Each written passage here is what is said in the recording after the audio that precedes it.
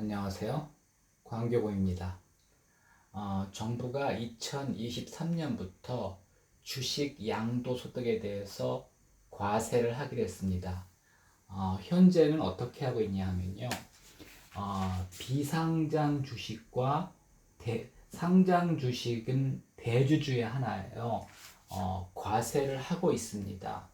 약간씩 다른데 한 20% 정도씩 과세를 하고 있습니다. 비상장 주식과 상장 주식 중에서 대주주 지분만, 그리고 일반인들은 그 대신 증권거래세를 내고 있습니다. 이 증권거래세라는 게 결국은 양도소득세를 안 내는 대신 사고 팔 때마다 내는 겁니다. 팔 때만 냅니다. 살 때 내지 않고요. 팔 때만 내는 건데, 하여튼 상장 주식을 매매할 때 주로 팔 때만 냅니다. 그래서 이제 0.25%를 내는 겁니다. 그래서 이게 양도소득세 대신입니다. 이익이 나든 손해가 나든 상관이 없습니다. 보통 이제 양도소득세라는 것은 양도소득, 양도차익이 있을 경우만 내는 겁니다. 근데 이제 증권거래세는 손해가 나더라도 내야 되기 때문에 사실은 불합리한 부분이 있습니다. 그럼 2023년부터는 어떻게 되느냐? 일단 연간 금융투자소득에 대해서 그 다음에 5월에 신고 납부를 하게 됩니다. 2천 초과시는 20%, 그러니까 2천까지는 비과세죠. 3억 초과시는 25%를 냅니다. 그러면 양도소득에 대해서 이제 이름을 이제 배당까지 합쳐서 금융투자소득으로 정했습니다. 그러면은 사실은 양도소득을 내게 되면 이거는 없어져야 되는데 없어지지 않는답니다. 그대로 존치한답니다. 이거는 제가 볼 때는 증권거래세라는 건 양도소득 대신 내는 거거든요. 그러면 양도소득에 대해서 세금을 내면 증권거래세는 없애져야 되는데, 제가 볼 때는 이게 공무원들은 세금이 주는 걸 싫어합니다. 그럼 앞으로 양도차익에 대해서 양도소득에 대해서 세금을 내면 어떻게 되느냐? 주식시장이 화랑일 때는 양도소득이 증가하니까 이제 세금이 많이 거치겠죠. 근데 이제 주식시장이 안 좋을 때는 당연히 양도소득이 적을 거고 세수도 확 줍니다. 그래서 그걸 방지하기 위해서 아마 공무원들이 꼼수를 부린 것 같습니다. 물론 2023년부터 시행되고 그 전에 정권이 바뀌기 때문에 사실은 아직까지는 변수가 많습니다. 그래서 당연히 이게 폐지돼야 되는데 뭐 이런 식으로 추진될 가능성도 없지는 않습니다. 근데 요거는 사실은 제가 볼 땐 공무원들이 세수 감소를 우려해서 꼼수를 부리는 것 같습니다.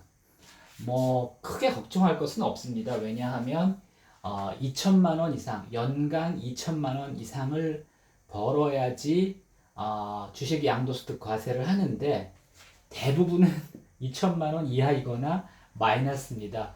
우리나라 투자자의 80%가 손해를 본다고 합니다. 통계적으로 보면은. 그러니까 대부분은 비과세입니다.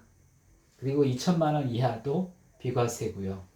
그리고 이제 그 신문이나 언론에는 잘 안 나왔는데, 이게 평가 이익이나 평가 손실에 대해서는 과세를 안 합니다. 그러니까 실현 이익에서 실현 손실을 뺍니다. 거기서 이제 2천까지는 비과세를 하는 겁니다. 그래서 순이익의 20%를 내는 겁니다. 그러니까 평가 이익이나 평가 손실로 있으면은 이게 이제 과세가 안 되는 거죠. 그러면 앞으로는 어떻게 투자해야 되느냐? 손실은 바로 실현해야 됩니다. 왜냐하면 손실을 가지고 있으면 손해입니다. 손실은, 그러니까 평가손은 남아있는 상황에서 실현 이익이 많으면 나는 전체적으로 손해를 보고 있는데도 불구하고 금융투자소득을 내야 됩니다. 이런 문제가 발생하기 때문에 손실은 바로바로 실현해야 됩니다. 우리나라 투자자들은 대개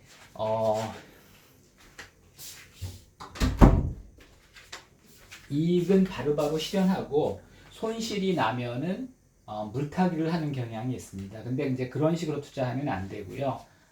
손실은 바로 실현하고 이익은 적당히 나누어 실현을 해야 됩니다. 연간 2천만 원 이하로 관리할 수 있으면 계속 세금 안 내도 되는 거죠. 그 다음에 해외 투자는 뭐 기존대로 일단은 250만 원까지 비과세고 250만 원 이상은 똑같은 방법으로 이제 과세를 하게 되는 겁니다. 근데 어차피 신고할 거면 해외 투자, 특히 미국 주식이 더 수익률이 좋거든요. 그러니까 이제 해외 투자가 활발해질 수가 있고, 투자도 사실은 단기 투자를 하면, 뭐 단기건 장기건 사실은 이익만 내면은 상관이 없지만은, 어, 이익을 실현하지 않고, 계속 평가이익으로 가져가면은, 세금을 안 내거나 줄일 수 있기 때문에 장기 투자가 좀 더 활성화될 겁니다. 그런다고 해서 한국 사람들이 갑자기 단타 치다가 장기 투자할 것 같지는 않고요. 장기 투자가 좀 더 활성화될 가능성은 있습니다. 그래서 대부분의 경우에는 비과세입니다. 너무 걱정 안 해도 됩니다. 하지만 주식 좀 하시는 분들은 이런 식으로 하면은 세금을 좀 줄일 수가 있습니다. 손실은 바로 실현하고 이익은 적당히 나누어 실현하고 그 다음에 장기 투자를 통해서 계속 그 이연시키는 거죠. 실현 이익을. 그러면은 세금을 덜 낼 수가 있습니다. 이상입니다.